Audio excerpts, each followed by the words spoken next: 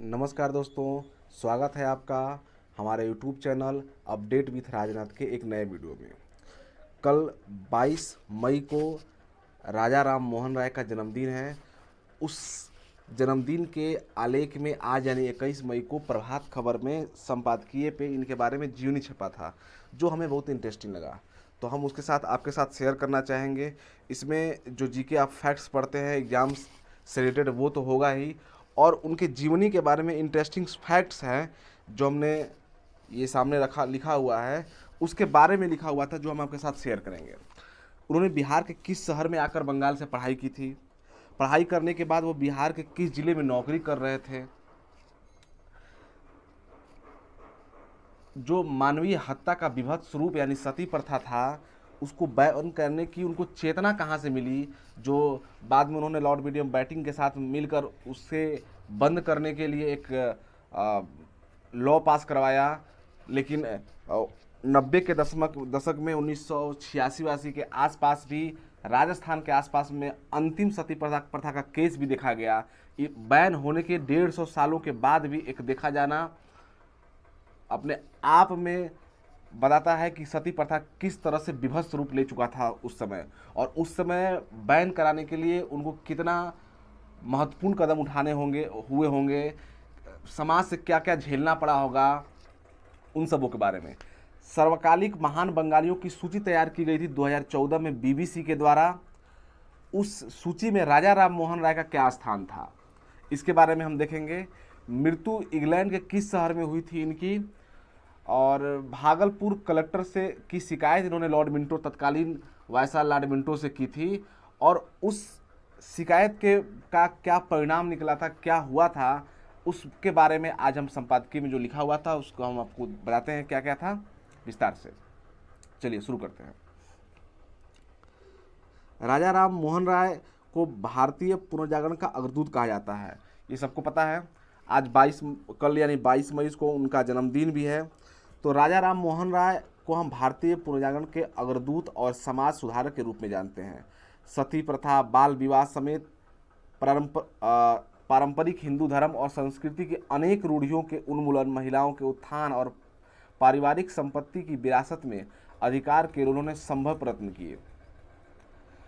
पारिवारिक संपत्ति में जो विरासत है बाद में हिंदू समाज में हिंदू कोड की बिल के माध्यम से 1954 में लागू हो पाया था।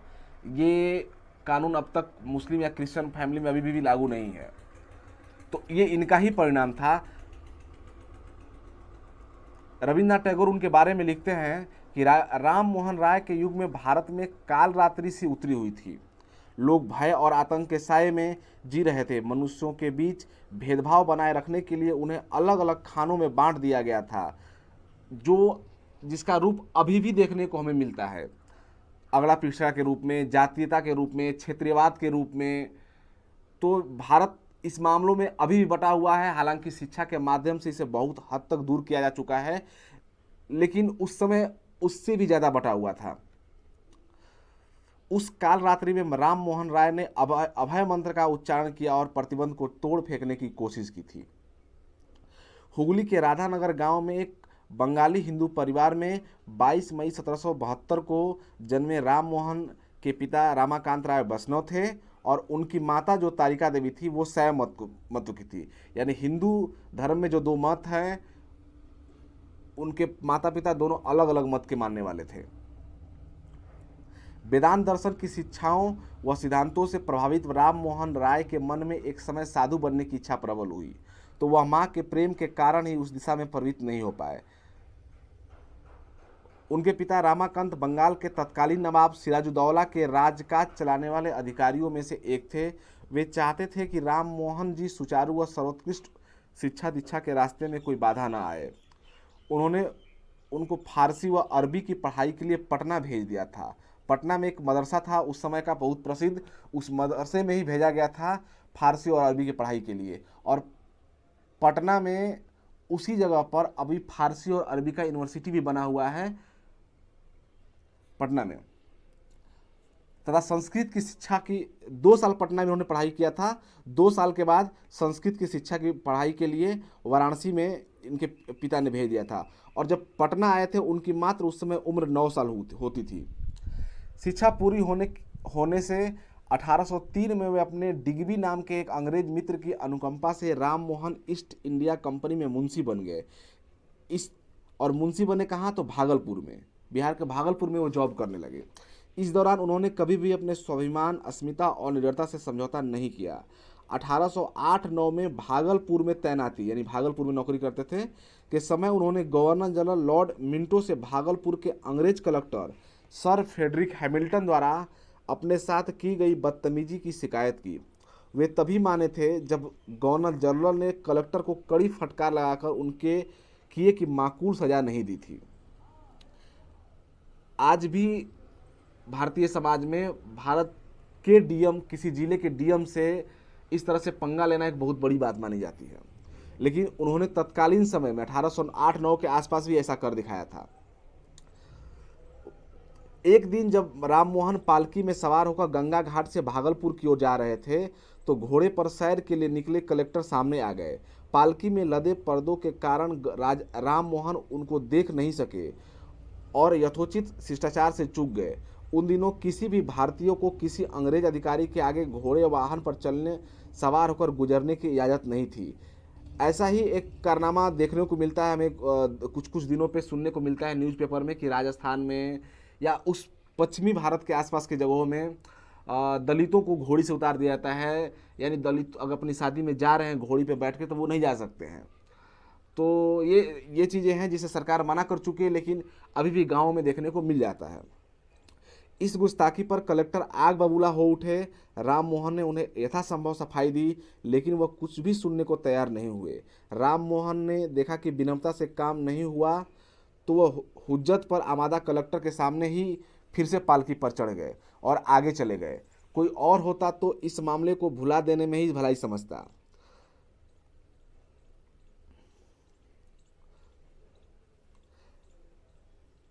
कलेक्टर से पंगा लेने की हिम्मत तो आज के आज़ाद भारत में भी बिरले ही कर पाते हैं।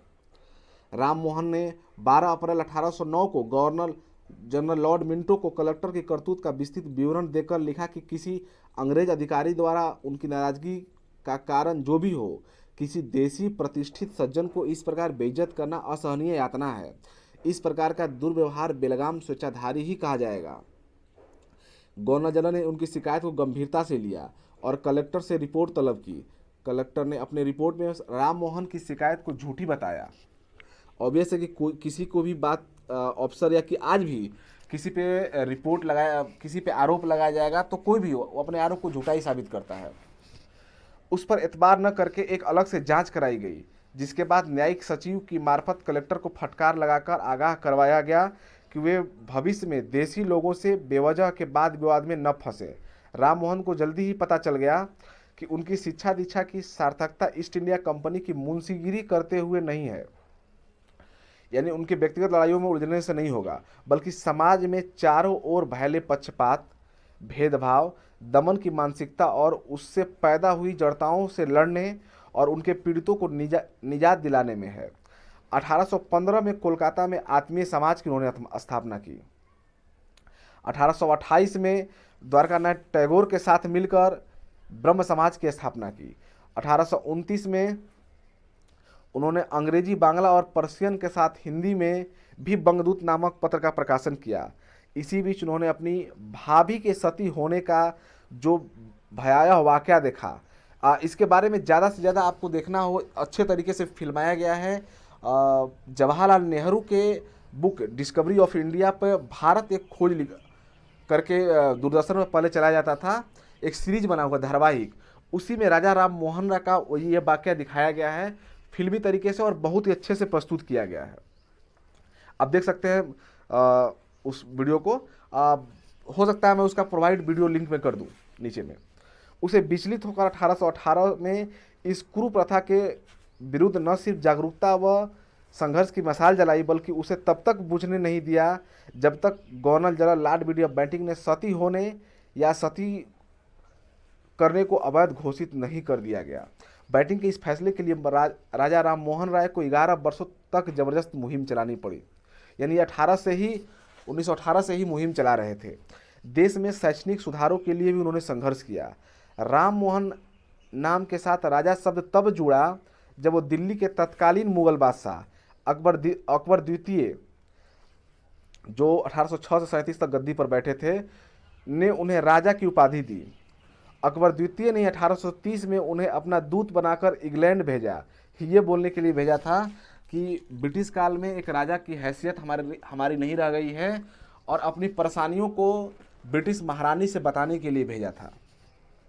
इसके पीछे उनका उद्देश्य इंग्लैंड को भारत में जन कल्याण के कार्यों के लिए राजी करना और जताना था कि बैटिंग के सती होने पर रोक संबंधी फैसले को सकारात्मक रूप से ग्रहण किया गया है।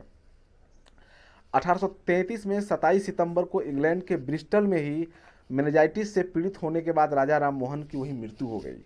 उनका वही अंतिम संस्कार कर दिया गया। इनके बारे में ये था।